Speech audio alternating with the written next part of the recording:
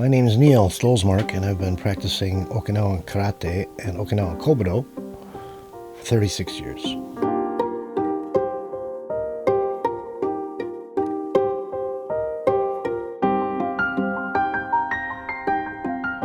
I wanted to learn everything there was about this art, and so I had to go straight to the source, the highest authority.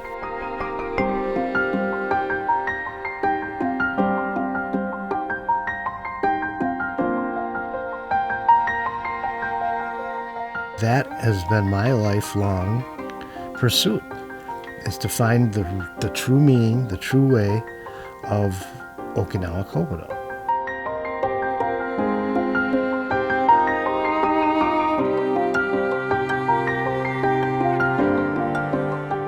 As a youth, I did judo and things like that, but never lasted, and it was just 6 weeks of YMCA things, and I boxed and did some other wrestlings, things like that, as probably before the age of 10. The Kobudo was not well known. Everyone knew what a pair of nunchaku were because of the Bruce Lee movies. So we'd make our own as kids. Everybody did that. We'd cut off broomsticks and screw eyelets into them and put a piece of string, and voila, we were Bruce Lee.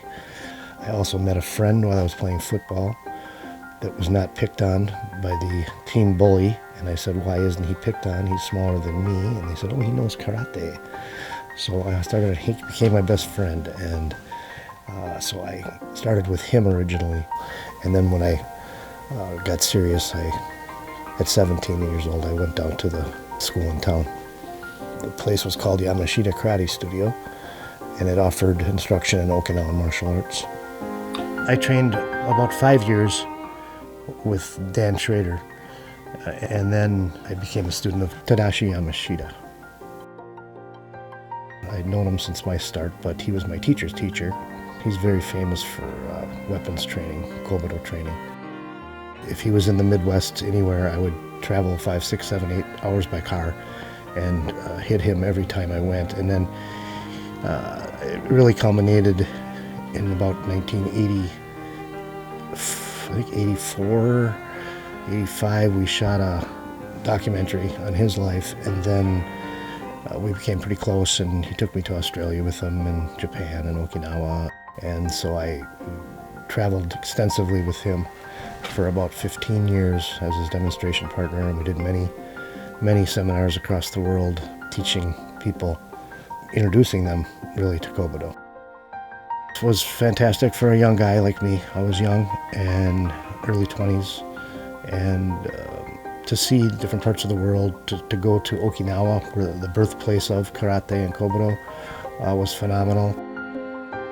It was probably the most amazing experience one could expect for a first visit anywhere, in that they had a festival called the Uchinan Chu Taikai. Uchinan is Okinawa, Chu is people.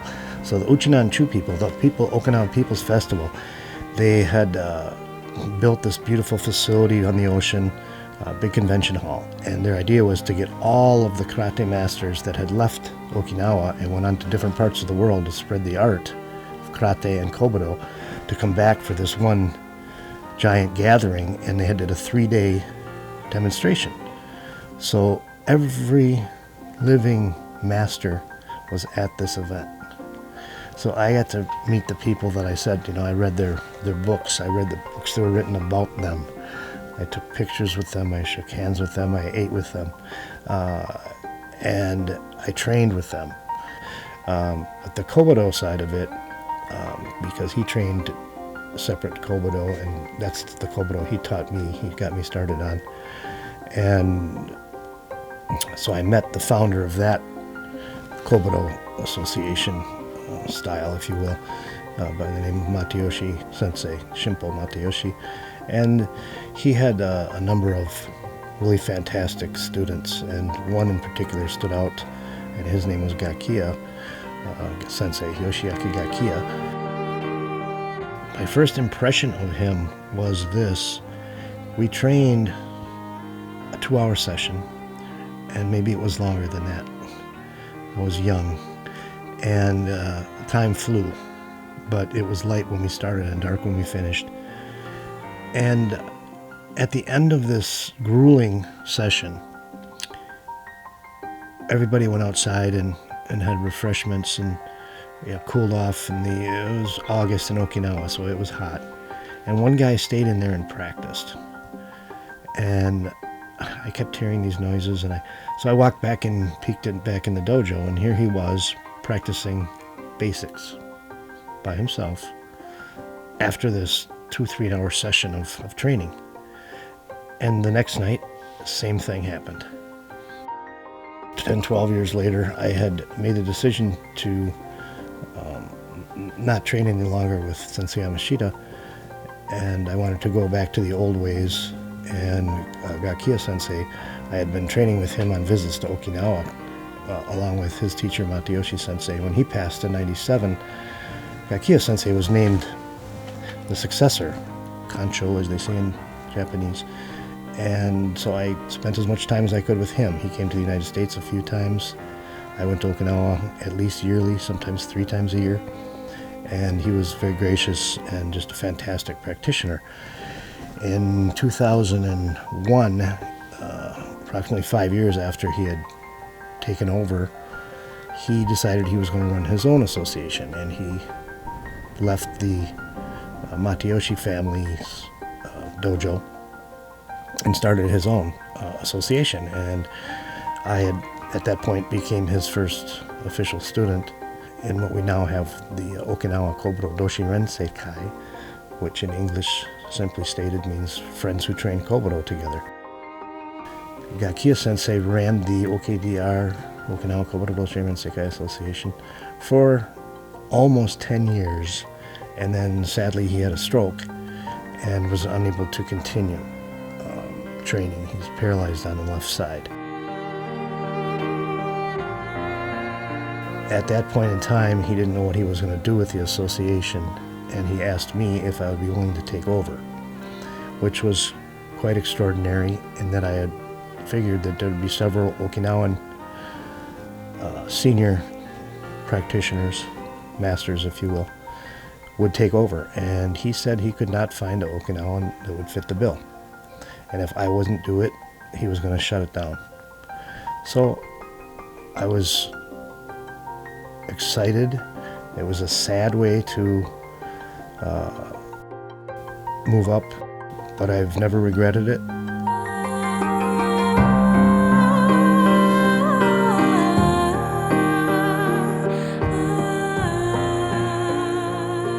I probably made people angry because I left instructors that I surpassed in my quest for knowledge, not necessarily physically, not necessarily intellectually.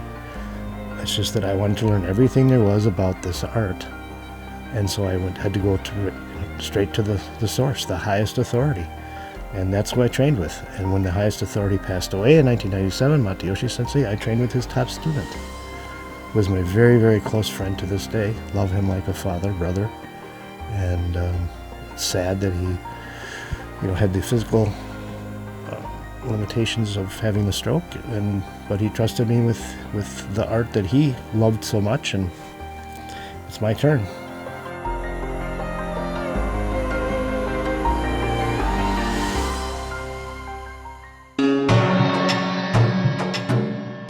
And one of our goals is to preserve the techniques as they were taught over the last couple centuries. All the tools used are derived from fishing and farming implements that the Okinawan people used because they didn't have any other kind of conventional way to defend themselves with a weapon. So they improvised and implemented these farming and fishing tools into ways of defending themselves. Kobudo is passed on through Kata. Kata is an exercise much like a gymnastic routine, a dance routine, things like that, where it's a collection of techniques that are performed and you very specific, very exact, and you continue to work on that. And that is your art form. Kata is the soul of the martial arts, karate and kobudo. Within the kata, of course, there are many, many moves. And so these moves, we break off and we practice them individually. And some of them we call yobi undo, which basically means exercise. We work those specifically to improve that particular technique. And then we have hojo undo, which is supplementary exercises that are organized. They're moves from the kata. So it'd be like, for example, a football team would practice an out route, and they would practice it over and over again, and they would practice how to catch the ball. How to catch the ball would be like yobi undo. An out route would be like a hojo undo. It would be an actual move from the kata. So the Okinawa Kobudo Doushi Rensei-Kai, we offer many of these supplementary and practice exercises to improve our technique, which improves the kata. The true kobudo in the Okinawa Kobudo Doushi Rensei-Kai is the application of the hojo undo, the yobi undo, and the kata. So every time you do a move, you understand what you're doing with that move. Most of the people that practice kobudo don't get an opportunity to do that. So what kind of sets us apart is the 2-man, 3-man, 5-man drills that we do, where you understand exactly what you're doing with that kobudo tool and how it's applied in reality. So the reality-based applications is what makes us a little bit different than some of the other systems out there.